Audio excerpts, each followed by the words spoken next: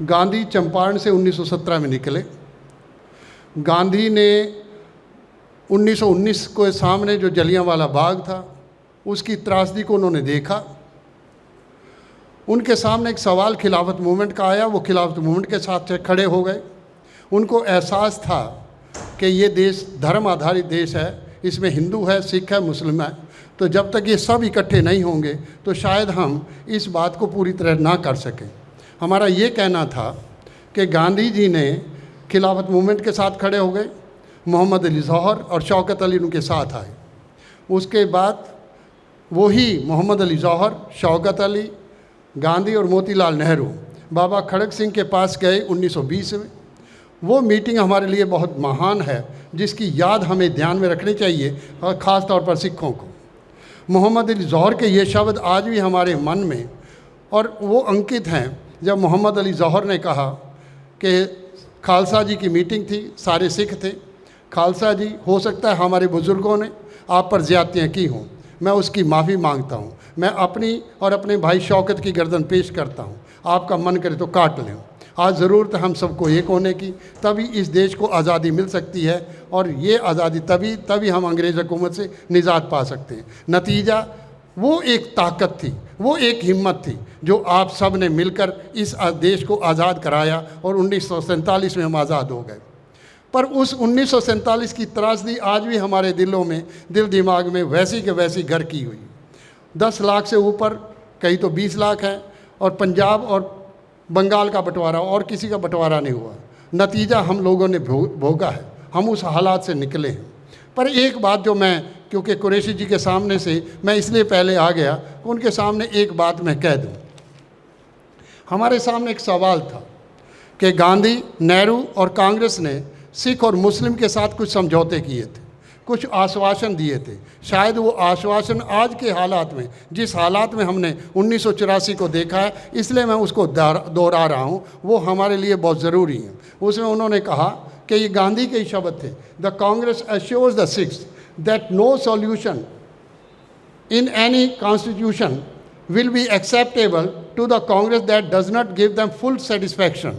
That was the reason why we were stand equal with the Congress and with this system कि हमें आज़ादी मिले, और उसके कारण हमें आज़ादी मिले, ये कारण था। दूसरा उन्होंने कहा, I ask you to accept my word and the resolution of the Congress that it will not betray a single individual.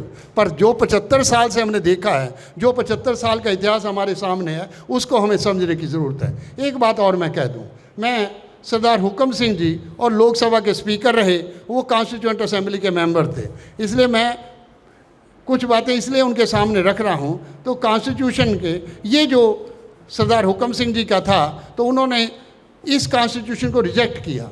ये नहीं था कि वो कॉन्स्टिट्यूशन को रिजेक्ट करना चाहते थे।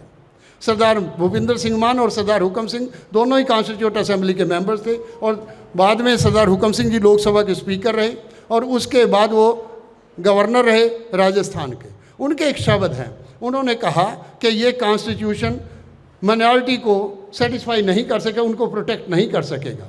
आज 75 साल के इतिहास में यही हमारे सामने आया कि पहले सिख टारगेट हुआ, उसके बाद मुस्लिम टारगेट हुआ। आज जिस हालात में हम हैं, उन बातों को समझना चाहिए। ये जो आज का मीटिंग है, ये जो आज की बैठक है आपके सामने, इस हालात को सामने रखे हुए हमने कहा कि जून 84 अगर ना हुआ होता तो 1992 ना होता, अगर 1992 ना होता तो 2002 भी ना होता, अगर 2002 ना होता तो आज के हालात भी ना होते जिस हालात से हम लोग गुजर रहे हैं। तो इस बात का हमें ध्यान रखना चाहिए। मैं एक बात और कह दूं, सवाल इसमें ब्लू स्टार ऑपरेशन किसने किया, किसने करवाया, सवाल इस बात का नहीं है। सवाल कांग्रेस और बीजेपी का, किसी पार्टी पॉलिटिक्स का नहीं है। सवाल हमारे माइंडसेट का है। सवाल हमारे अंदर जो नफरतें पैदा हुई, जो हमारे अंदर से जो दूरियां पैदा हुई, सवाल उनका है। हमें एड्रेस उनको करना चाहिए जो हालात आज हमारे सामने हैं। इसको कैसे किया जाए, मैंने एक बात, एक सवाल और उठाया था, और वो भी मैं आपके सामने,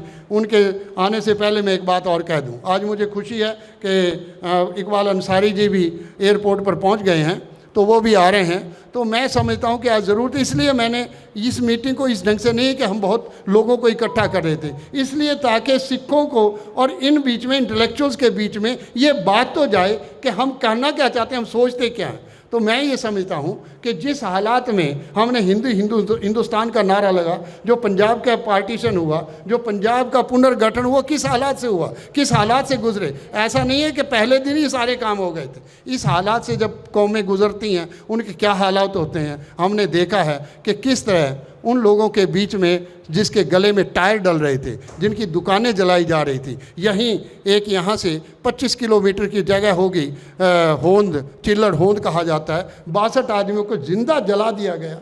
कभी किसी ने सोचा है, कभी किसी ने एहसास किया होगा कि ऐसी कौम जो कौम देश के साथ खड़ी रही, जिस कौम ने अपना सर्वस्व निछावर कर दिया, उस कौम के साथ ये हालात पैदा हो जाएं तो क्या हालात होंगे, उनके मानस में क्या जाएगा, ये सवाल उठा। मैं डॉक्टर अम्बेडकर की एक बात रेफरेंस देकर मैं अपनी बात को ख़त्म करता हूँ। डॉक्टर अम्बेडकर की एक बात हमें समझनी चाहिए। डॉक्टर अम्बेडकर कहने लगे, और जो आज नोमानी जी ने बात उठा दी है, शायद पूरे मीडिया में नोमानी जी की बात इस समय पूरी की पूरी वायरल हो रही है, जो सजाद नोमानी जी की बात वायरल हो गई है। वो क्यों कहा उन्होंने कि डॉक्टर अम्बेडकर कहते हैं कि मैं पैदा हिंदू हुआ हूँ पर मरूंगा हिंदू नहीं।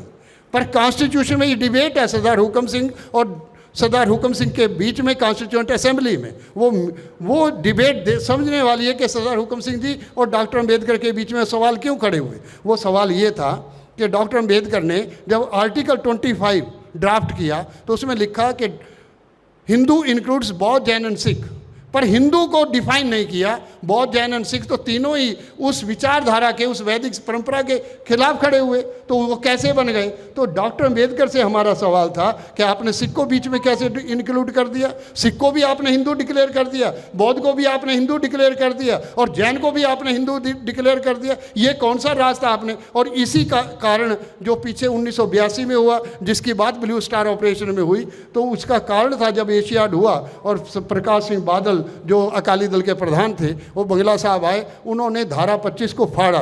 मैं ये तो नहीं कहता हूँ कि धारा फाड़नी चाहिए, मैं तो ये कह रहा हूँ कि उस धारा का, उस आर्टिकल 25 को रीडिफाइन किया जाए कि हिंदू कौन है। हम हिंदू का जैन के साथ, हिंदू का बौद्ध के साथ, हिंदू का सिख के साथ, हिंदू का मुसलमान के साथ, हिंदू का ईसाई के साथ, ये जो कन्फ्लिक्ट है ये कैसे ख़त्म होगा, ये नफ़रत की दीवार कैसे ख़त्म होगी, ये सवाल आज हमें सोचना है। इसलिए मैं आपके बीच में आया। हमें ये सोचना पड़ेगा आज हम कहाँ खड़े हैं। 75 साल बीत गए इस आधार को हम देखते हुए, इन हालातों को देखते हुए। हमने देखा है 2002 भी देखा, 1984 भी देखा, और बाद के आज के भी हालात देख रहे हैं। जिस हालात में कौमें गुजरती हैं, ख़ासतौर से सिख और मुस्लिम उस हालात से गुजर रहे हैं। मैं जो एक बात लास्ट में कह के ख़त्म करता हूँ।